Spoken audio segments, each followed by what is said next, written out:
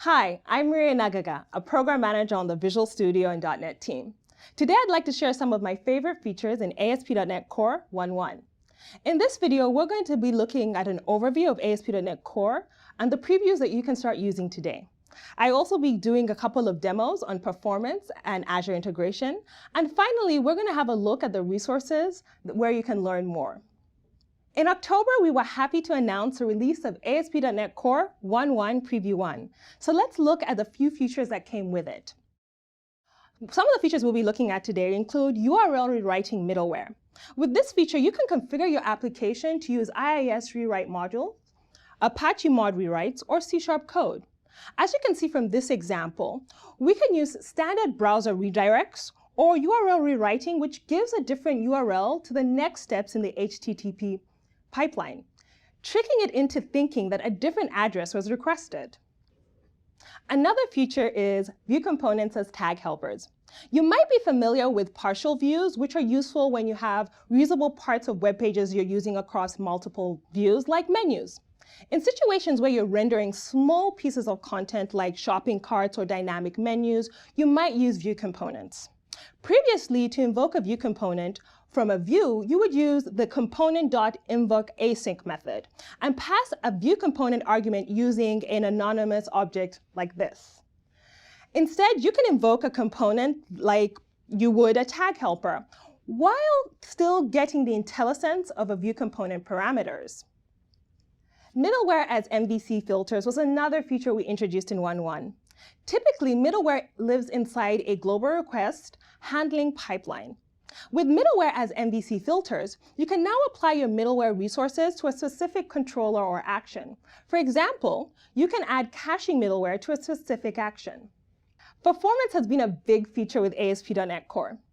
In 1.1, we shipped 3 features that focus on just that. View compilation is one of them. Typically, your Razor pages get compiled the first time someone goes to visit your site.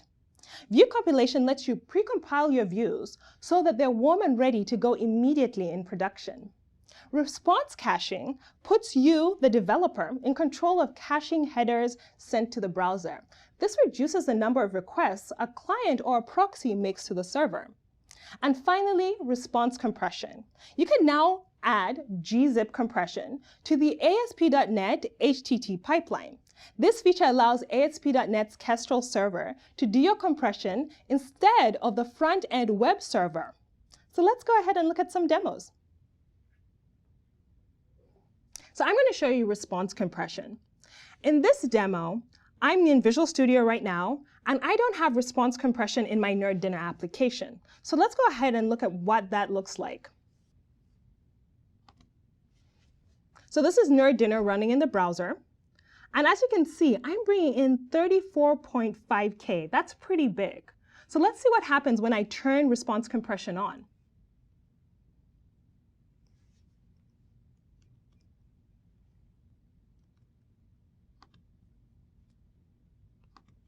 So here I am in my code, and I'm going to comment out a couple of lines.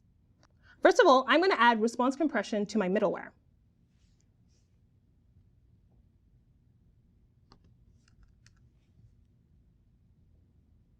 I'm also going to turn on the services as well.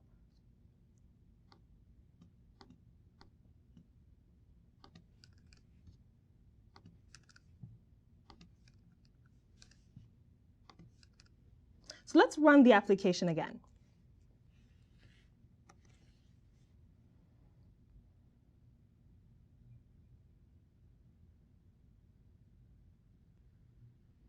I've restarted my application with response compression turned on. So I'm going to go into F12 to look at my developer tools.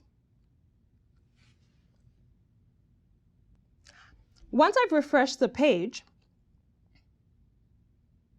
you've noticed that my 35K has come out to 4.6K. So I'm going to click into localhost. And you can see right here, response compression is turned on. So that is the look at response compression. In ASP.NET Core 1.1, we have a couple of new features that allow you to light up your application in Azure. App service logging is one of them.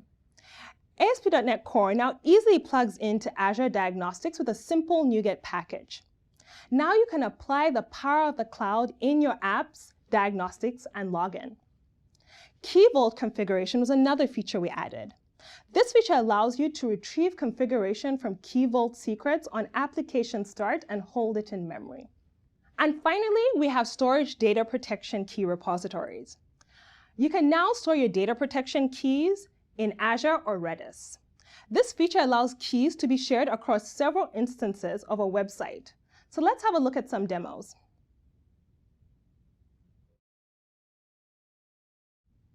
The next feature I want to show you is the Azure App Service login.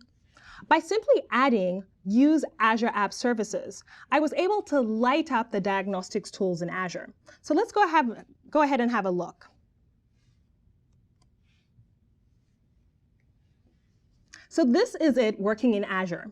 By adding in that simple line of code and pulling in the NuGet package, we're able to light up the diagnostic logging within Azure. So now, since we've learned a couple of new features, here are some additional resources. Learn more about ASP.NET Core at the Microsoft Virtual Academy, and make sure to check out the ASP.NET Core 1.1 features at aka.ms/ASP.NET Core 1-1. And make sure to get started with ASP.NET Core as well at .NET. And don't forget to visit Channel 9. Thanks for watching.